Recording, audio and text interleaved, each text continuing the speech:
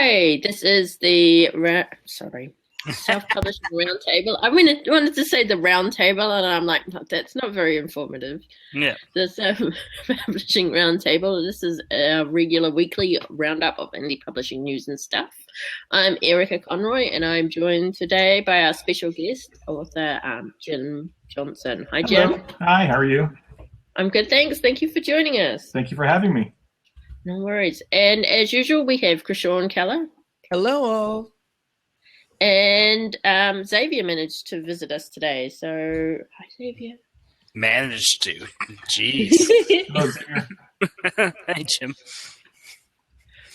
Okay, well, we have quite a few items to get through today. So, first up, we have Barnes & Noble recently announced a deal that they made to outsource some of their Nook technology services, including cloud services and development support for their e-reader, to Bar One Cybertech.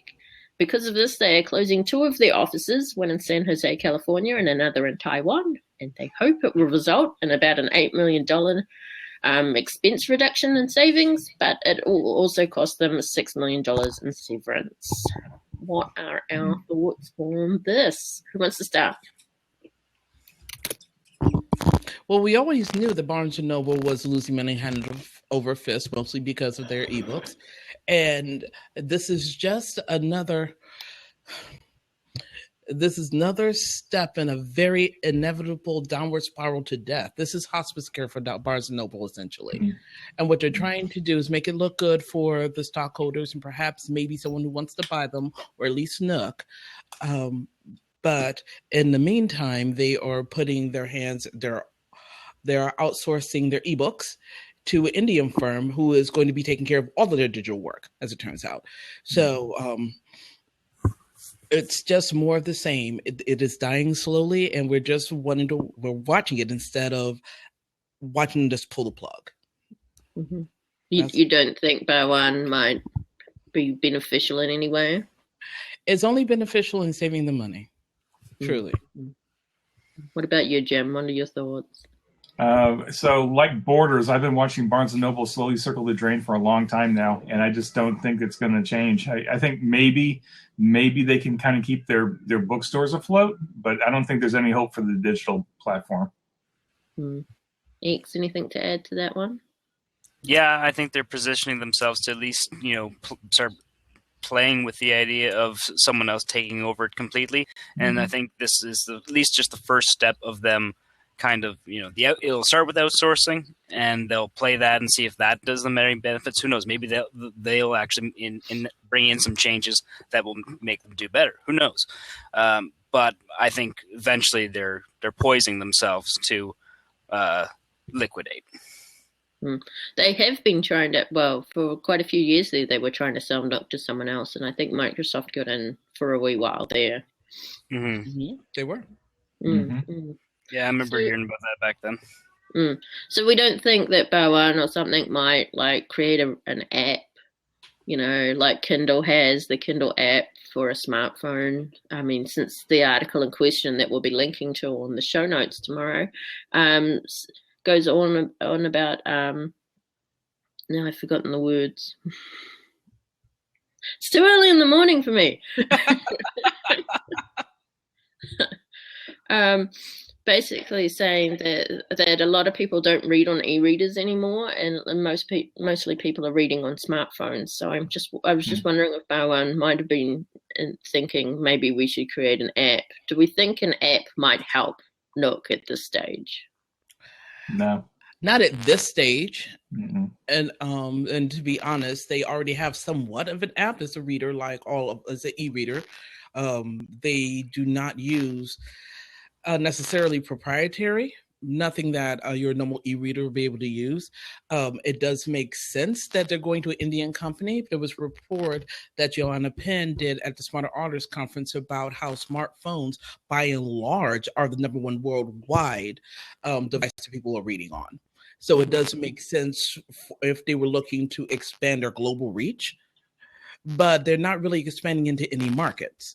They're just making they're just delivering content. And so if they invented one right now, it wouldn't do any good. Anyone else have anything to add? Not everyone has a either a tablet or an e-reader or any of those other things. What most people do have is a smartphone. So, and especially even when it comes to more impoverished countries. So, worldwide, like you were saying, it's going to be more likely that someone's going to be reading it on their smartphone. So, I think opening up to that market is a better idea, but who knows how much that's actually going to be taking it. And like you said, with it just being, them pushing it out onto a smaller Indian company to do it, who knows how much actual resources they're going to be able to have at their disposal to actually make a difference with that. Yeah, and given their website, I wouldn't put a whole lot of faith in the app that they could put together. Like if they're trying to cut costs, what are they going to be able to afford for a third party company to create an app? Yeah, that's a very good point. They'll probably just invest in more adult coloring books, seeing as they've already stated that's what helped keep them afloat at the end of last year. Holy crap! I'm not dissing the coloring books. I'm just, it's just amusing to me. No. 2016 is the year of adult coloring books. Let's not kid ourselves, folks. Yeah, it's traditional publishing saving our lives, right? Saving our livelihood by publishing more adult coloring books. Mm-hmm. Thanks, TradPub. I think Spirit should maybe publish one soon. Thanks for the contribution to literature, right? The Selma Book Show published a coloring book, so why can't we? There you go. Yeah. Okay, so moving along, we have a company called Medium. They're an online publishing platform, and they've just introduced Medium for Publishers, and that's a program that offers 2 revenue streams for publishers: promoted stories and membership. So promoted stories are just like the sponsored ones we see in Facebook and also on places like Amazon. And the second membership offers a kind of a paywall to your content.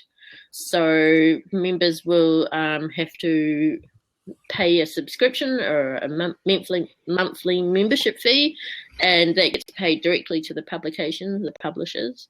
And they're also offering ways to migrate your blogs to their servers and offer custom domains and reserve timestamps and links.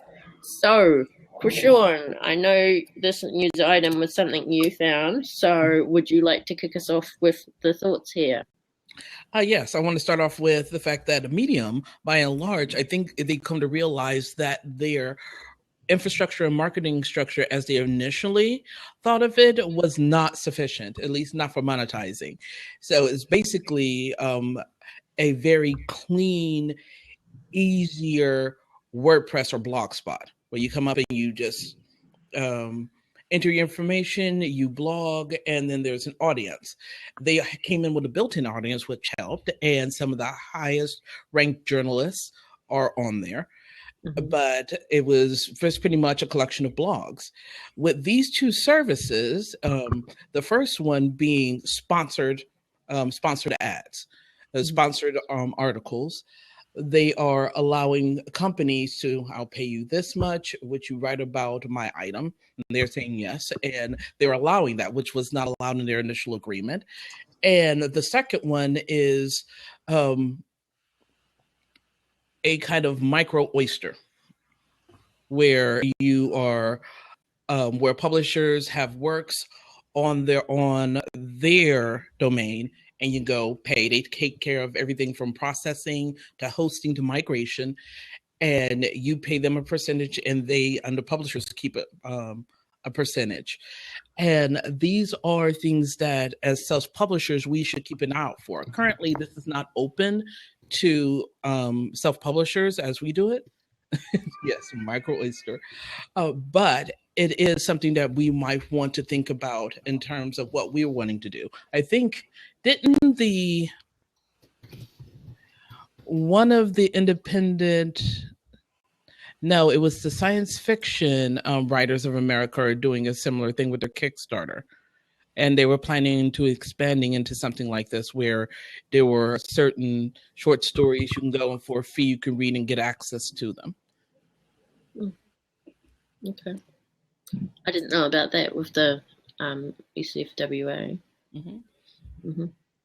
So what are your two thoughts, Jim and Xavier, coming at it from having known nothing about these guys probably beforehand? Good idea, bad idea? Do you think it has something for indie authors or not? So it's an interesting idea. I'm kind of curious as to how it's similar to maybe Patreon, where you can give exclusive content to your patrons. Basically, they give you a little bit of money every month or every week or however it works, and then you just provide exclusive content. I haven't done enough research into Patreon to know if they take a cut of the proceeds, and I'm assuming Medium would take a cut. But this seems like a good idea. But I think it's something that, as a writer, it develops their mailing list. It's something you could probably want to migrate to your own website and create your own kind of paywall structure, so that you're cutting Medium, you're cutting Patreon, you're cutting everybody else out of the loop, basically, and eventually bringing your readers directly to you. But I guess as an interim point, this is, it's another option. So it's something maybe, the entrepreneurs in the writing world would want to check it out. Just so you know, Patreon takes out about 5%. Does it? Okay. Yeah, some of that is processing, and some of that is, you're using our site, so we're going to take a little bit of the dosh to pay for all of this. So it costs money. Sure. What about you, Eggs? Yeah, I had the same thoughts. It sounds like just another option out there that you can at least try. If it works, it works, and if it doesn't, then move on. And at least most of the comments, at least the only two that were on the article, just kind of gave hints that Medium doesn't have its monetization quite figured out yet. But with any type of new venture, then you can expect some hiccups along the way. And like you mentioned, Barnes & Noble's website is atrocious. The Kobo's website is atrocious. And, as much as the Kobo writing life is better than probably some of the other ones out there, it doesn't help you sell books. So, yeah, when it comes to trying out these other options and other angles, it's always worth to try them with a grain of salt. So, if it works, it works. Were you just saying, X, that you were almost implying like it was a monetized version of Wattpad, that authors could kind of release their content? Yeah, it kind of does sound like that. Yeah, I wasn't quite getting to that, but that's a good point. Yeah, it does sound like something that, you're attempting to go for more of a social media type of thing, but if you're bringing money into it, like Jim said with the Patreon, there's going to be people there's going to be the 5% taken off or something like that. And in the end, what you really are wanting through this whole experience is to be driving people back to your main site anyways. You're trying to get readers to be connecting with you firsthand, not with Patreon firsthand or Medium firsthand. You want them to be going to your site first, not to your affiliate site. Right. Mm-hmm.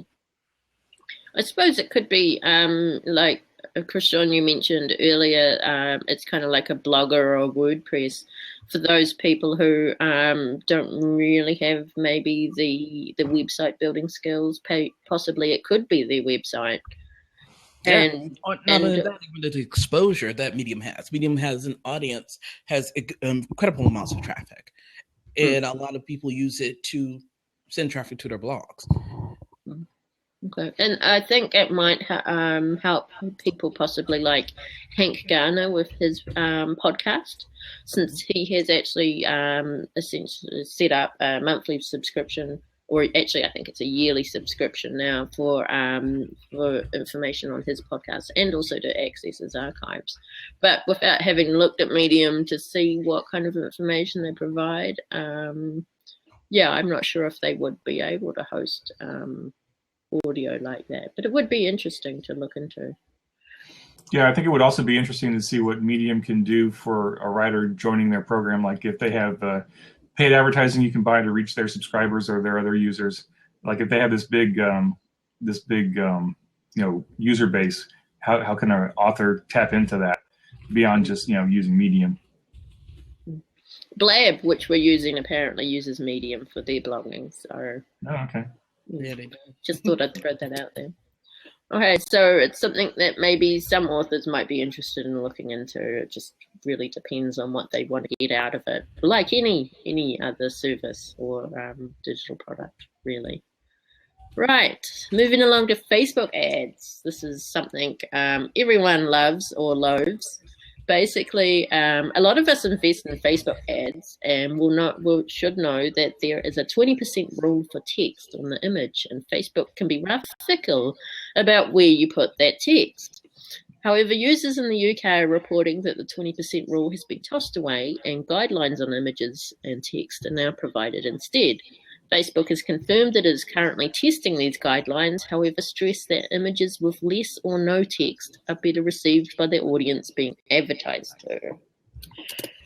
So, first up, who here has used Facebook ads to promote their books?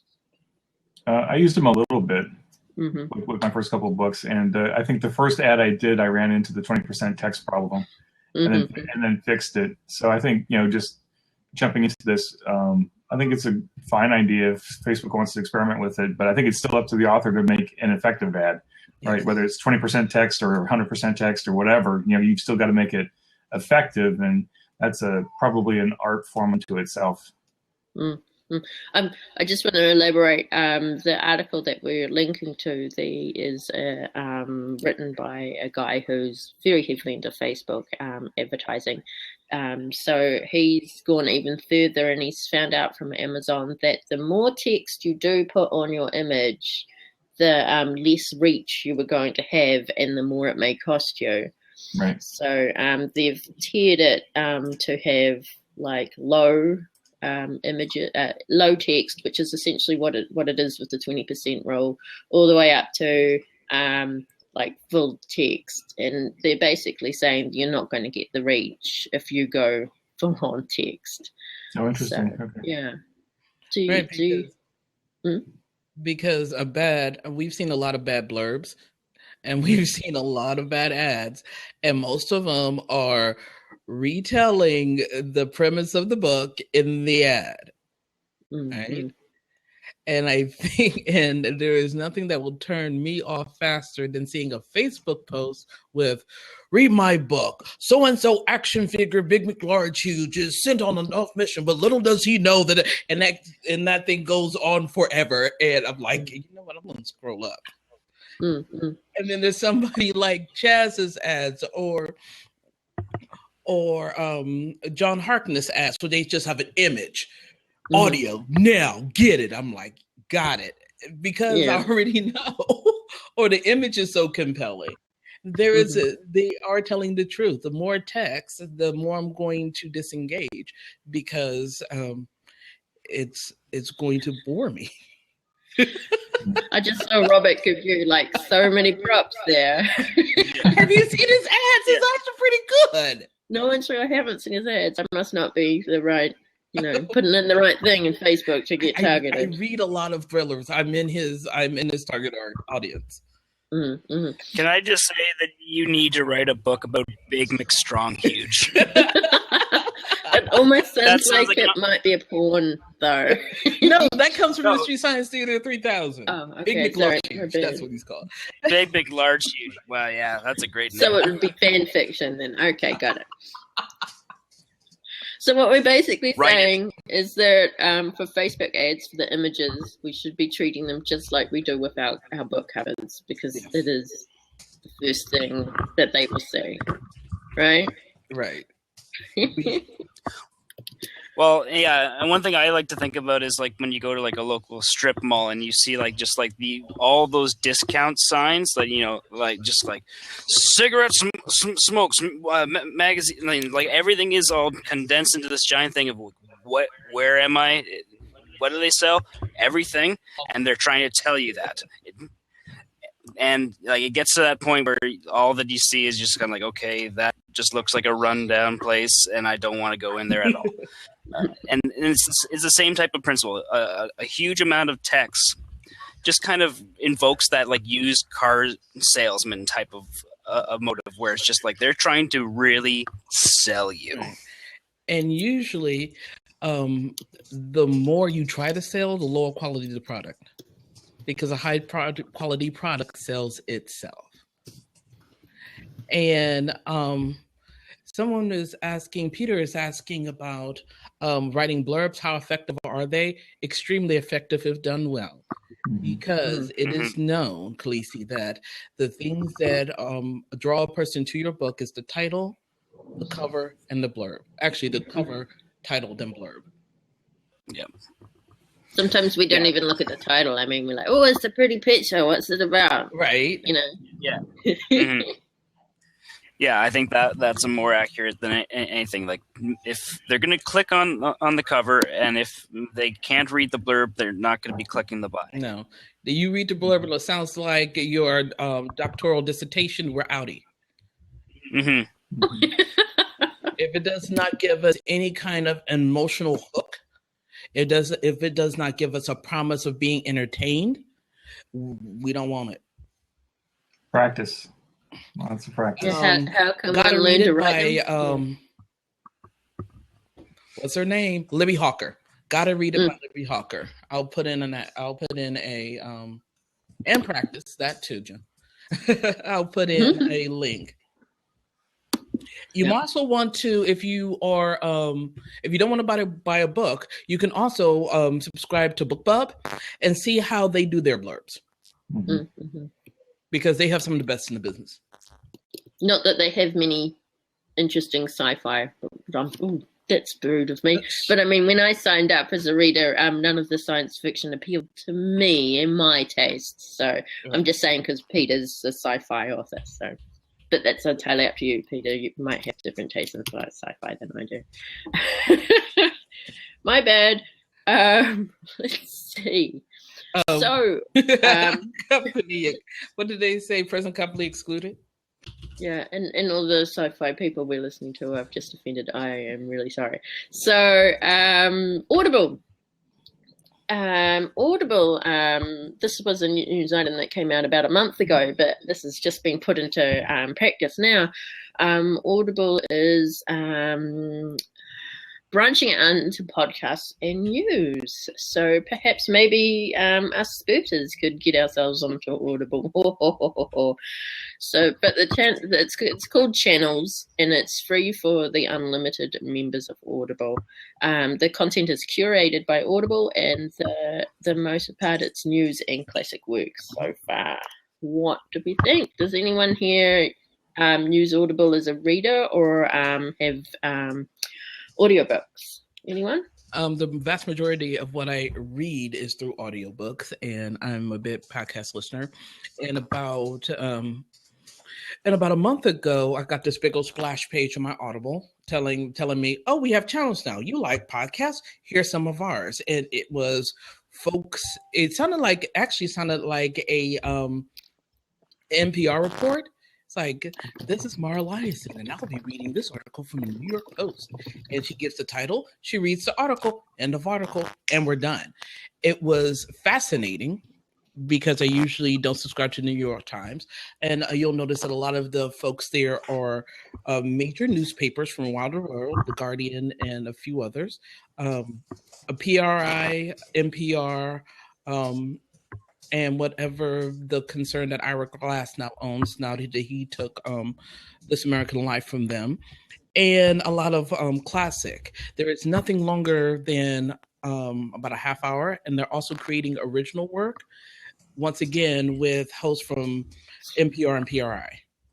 So basically, Spirit can't get itself on there. No, this is absolutely generated. This is actually curated, and they are looking towards more journalistic, I can't talk today. My English is dying on me. They're looking for more journalists and more news outlet-oriented content providers than independents. But having said that, I would be very interested if this works, if their short form works, and they're also using short form fiction books, then they might open it up, just like Amazon did many, many years ago, to a special section specifically for short form. Like Amazon has Amazon Shorts. They most certainly could do that for folks who want content that's 30 minutes or less, which is equivalently your commute somewhere. Mm-hmm. Mm-hmm. Anyone else want to weigh in on that one? Yeah, I think that they're going to be. I think it's interesting that they're going to be going about that premise of taking the news articles and then having someone read that. Otherwise, I think it's always been inevitable that Audible, has going to be expanding upon just having ebooks, and we're seeing that with a lot of the bigger podcast providers. I listen to a lot of comedy podcasts that are done by a group called Earwolf, and they recently put out an app, and they've got now a sister site called Wolf Pop, and then that has its own individual little network. So I think we're going to be seeing a lot more of that, where it not so much as being individual vendors, as these are going to become corporate identities, in the same sense of like how ABC and NBC is, like these are going, and how Netflix is, these are going to be individual entities of their own that are going to be putting out, like you said, curated content that will be thought of months in advance, planned, executed, and then have going for as much of a large audience as possible. And I hope so. Yeah, that this is another way to monetize journalism. Yeah, definitely. It's going to be their own attempt at doing just that. So as far as how far they take it, that's really up to them. And I think starting off with small news, I think that will help out. Like you said, for people on the go. Mm-hmm.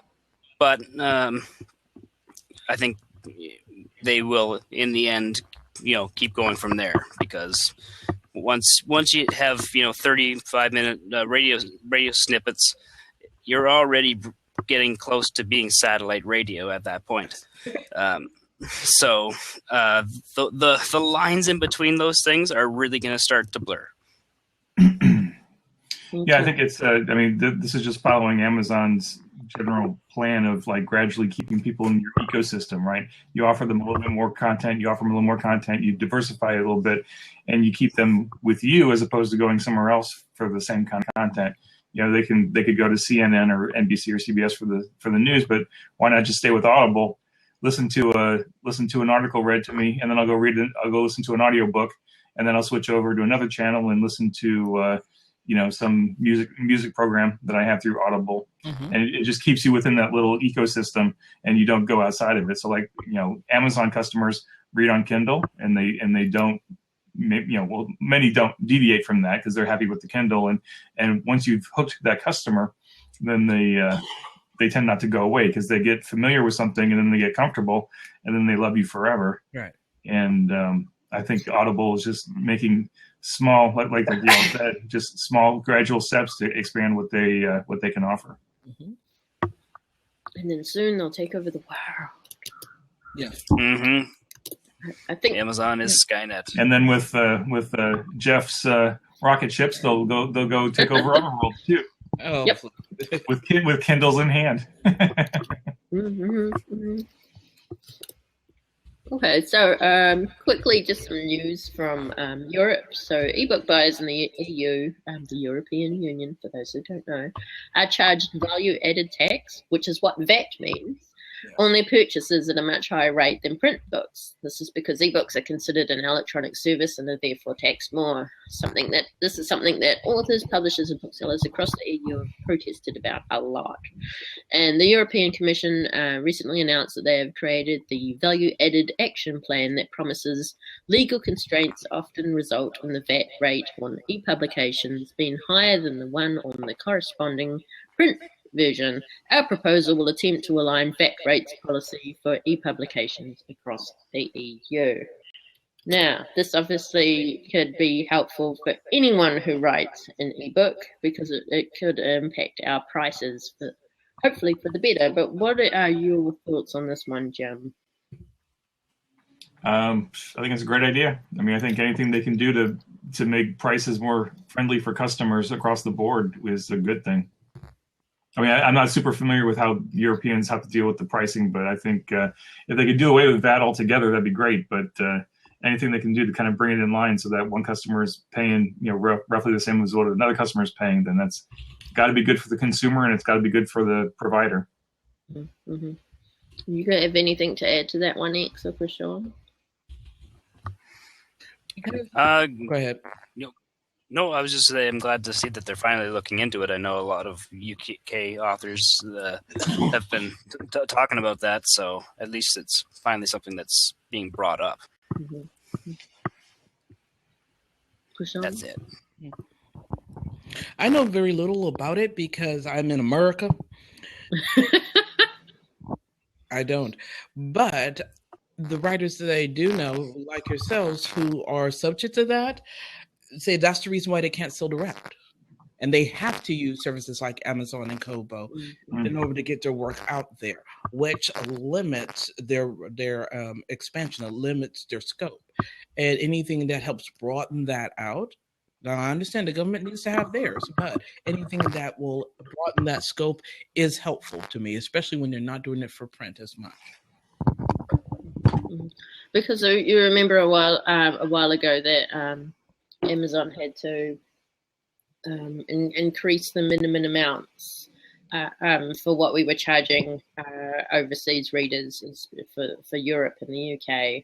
So and they now calculate how much VAT is for each place when you go into your KDP dashboard. So I'm just wondering if it does go down, will Amazon obviously change that so we can go a little bit lower with our minimum prices in Europe, or if it'll probably stay the same? I hope that they do.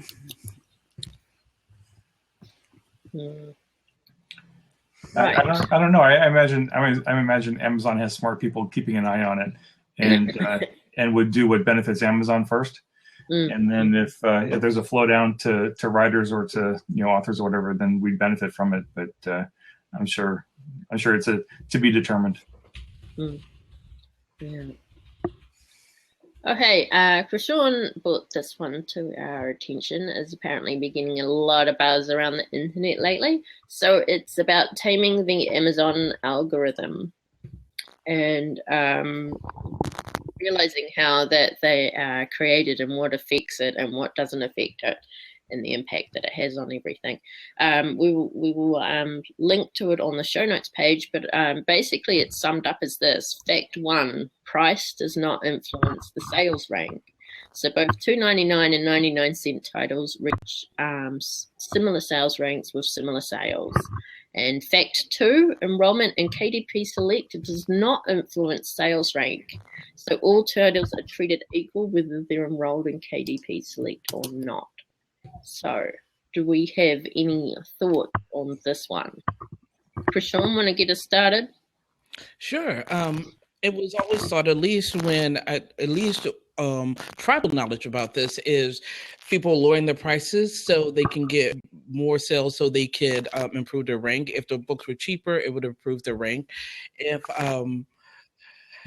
they were in KDP and they wanted to stay in KDP to improve our ranks, and what this report showed is that prices help get over the 2-for-1 ratio that you need to get in there, because you need twice as many sales to get onto a ranking, but then to stay there.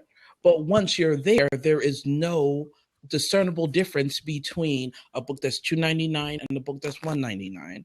If they're selling, there is no difference between a book that's on KDP and a book that is not, as long as the sales are organic and stable. Matter of fact, there is a graph that is on this page, on the page that I put in the show notes, where a book that sells 150 copies it's actually outranking a book that sold 550 copies, because the 550 copies were a spike, which got it on the list, but then the sales dropped drastically, whereas the 150 came in at the same time that the 550 was rising, and then states and leveled off and stayed steady as the other one was declining. And that one shows a more consistent rank and shows higher in rank, even though there was less sales. So I find this fascinating because that changes, that can change how you market. That changes, encourages you to spend more time and energy thinking about who your audience is, and more focused on the types of advertising you do instead of just scattershot just to get numbers high, but you're more targeted to make sure the people who are reading you continue to read you. It also encourages folks to build relationships with their readers so they will be interested in buying the next one, because that is what generates the ranking that puts you in also boughts and things like that. A lot of the information that's shared is information that's already been out there. It's just pulled it all together.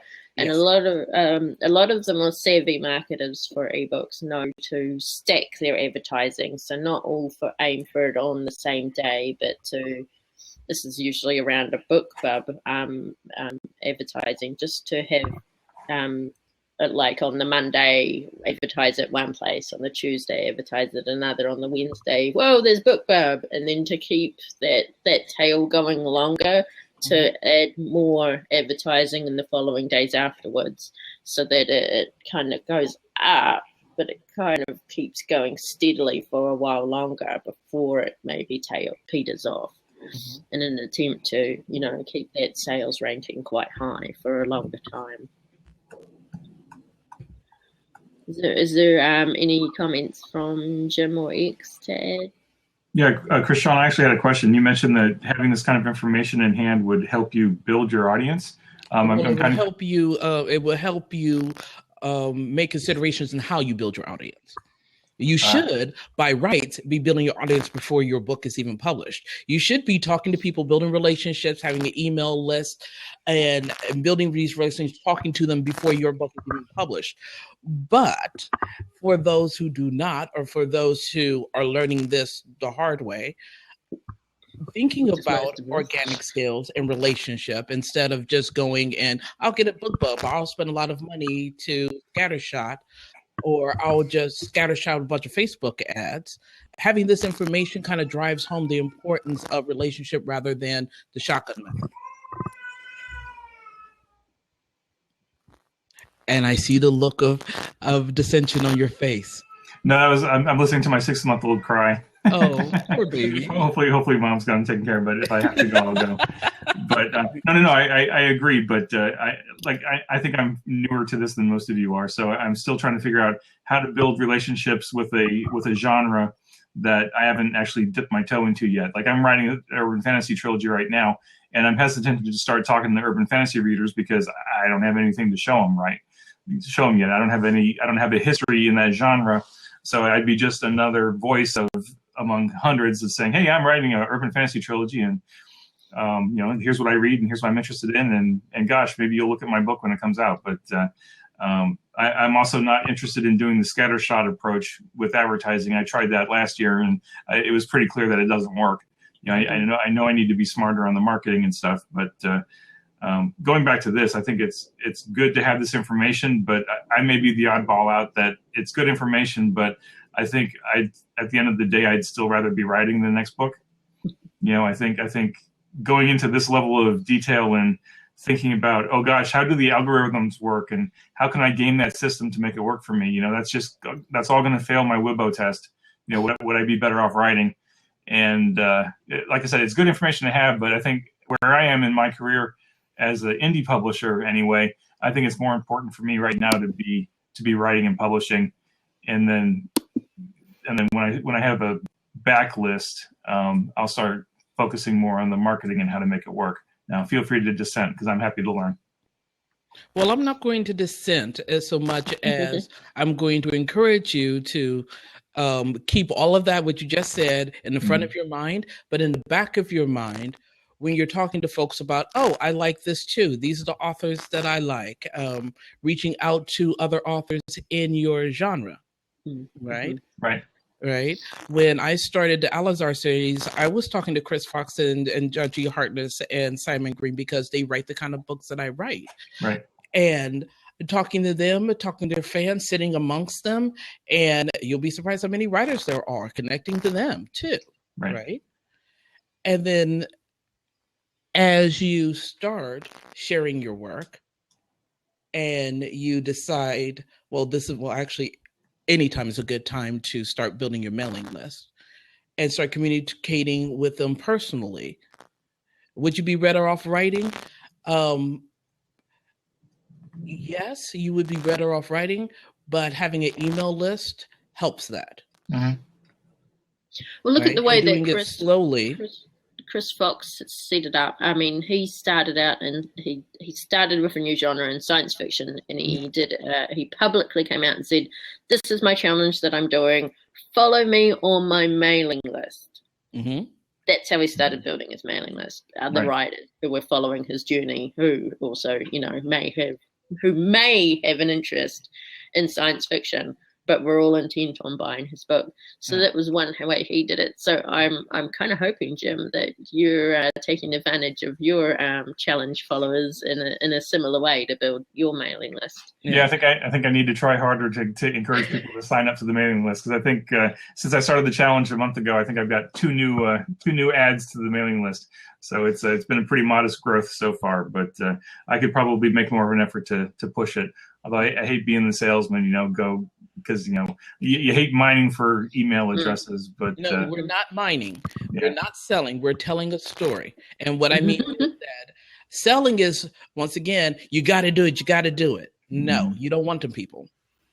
You do not want just readers. You want fans. You want people that you have a relationship with. Right. So those two people, they may be the two people you need. Right. They may be your fans. Right. Yes, it's that concept of looking for the 1,000 true fans that will buy everything you do, and will not only buy everything you do, but will preach you to the masses, right? And they will try to get converts and bring them into your neighborhood, kind of. Right. So if you have to, those are precious. Those are worth their weight in nuggets. Let me tell you. Yeah, absolutely. Right. So golden nuggets. Right. So what you do is, as you tell your story, just say, I'm telling more of my story on my email list. And and those who crave your work, they will join you. Right. Yep, right? I hear you. You're not mining for anything. You're not trying to sell them on something. No. The work and their love for it. They're going to buy the book at the end, though. They'll definitely buy the book at the end, though. It's all part of being genuine, right? Yes. You be honest, be a genuine person, and don't try to BS anybody, because I think they'll figure it out pretty quick. It will stink through. Yeah. And I think, thank you. And no matter what, those are like the things that will never change with any kind of marketing or any kind of selling of anything. Like if you're sticking to your guns and offering something that is of good quality, people will like that, because like Chrishuan was saying, there's a story attached to it, and people eventually will want to know that as well. Right. And when it comes to when you're starting to be putting everything out on all these markets and stuff like that, it's intimidating, because you have all these places to go, and you want to get the work done, you want to get the marketing done, but at the same time, how do you find the mailing list? And ultimately, you kind of have to balance it out between all three of them. And the only thing that really sticks out is being genuine, because that's what's going to always be true, unless you're, I don't know, under a painted veil and you've created a crazy, mysterious pen name around this enigmatic person of shadow. Who knows? Right. And ultimately, when you're going to be doing these promotions and trying to attain those rising numbers that we see, where like you said, having a week of marketing and trying to ride that wave, accelerating, you're going to do a much better job at that if you have those 1,000 readers, 1,000 fans already on there, because those people are going to give you a much bigger bump across that week than if you didn't have them. Mm-hmm. So one thing I may have missed in the article itself is where did they confirm the facts, like fact 1, fact 2, etc. Where did they establish that these are in fact facts and not just assumptions? Conjecture? Yeah. If you're reading between both of the, if you're reading the German article, what they do is they reverse engineer it using his techniques and the techniques from Data Guy. Okay. Are you familiar with Data Guy? Oh yeah, absolutely. Right. Okay. And I was reading the chat, and I was like, who came out? What? And they compiled all that information, and this is what their statistics showed. Mm-hmm. And like Erica said, this is not new information. It was just simply distilled information. Right. I was just thinking ahead to the inevitable haters that are going to go, oh, well, this isn't really fact. This is all, conjecture, and this is Amazon apologists saying X, Y, and Z or whatever. And so it's good to hear that they actually worked through the data that existed. Right. And I don't worry about haters because they're not buying my books. True that. I don't worry about them. They're not writing my books. They're not helping me promote my books. They're not telling me a story that I can tell to others. And they don't want to hear my story. I don't worry about them. Amen. Apologetics. I'm Presbyterian by nature. It comes second nature. So right there with you. Amen. That's that PCA blood. So it all comes down to write a good book, tell your story about it, then write another good book, then tell your story about it, and make sure that you have an audience where they are captive. Right? Yep. I'll keep them in the basement downstairs like David W. Wright does. Yeah. Tie them to the radiator. Yeah. Oh, they get a radiator? Oh, it's totally turned off. Like, it's really cold down there, but they have to be chained to something very heavy. Yes. Right. Okay. Because kiddos are persistent. Yes, come on. Think this stuff through. We have gone over time, even though we started a little bit late. But that's inevitable with us. So I'd like to thank Jim Johnson for coming in and talking with us. Thank you, Jim. Thank you for having me. Thank you very much. Had a good time. Awesome. And what website can people find you on, Jim? I'm sorry, I didn't catch that. What website can people find you on? Oh, my website is www.scribeineti.com. Scribeinetti. It's the whole story's on there, so check it out. Awesome. And thank you again to Chrishuan for coming on today. Hello and goodbye. And thanks to X. What do you want to say there? Oh, no. Actually, I can't end on that because I have to say more things. Yeah. I'll come back to you in a moment, X, and you can say it then. Okay, I'll just relax. And first, you can find me at alazar.com, A-A-A, I can't even spell it. A-A-A, I just did it again, A-L-L. Yep. A-Z-E-R.com. Yeah. Awesome. And if you want to find out more information about us, we're at the self-publishing-roundtable.com. We also do podcasts on Thursday with some big name authors and some service providers. And we also blog. And if you're a sci-fi fantasy author, we are currently putting together a promotion giveaway. And you can find that information on our website. So join up and, get more readers.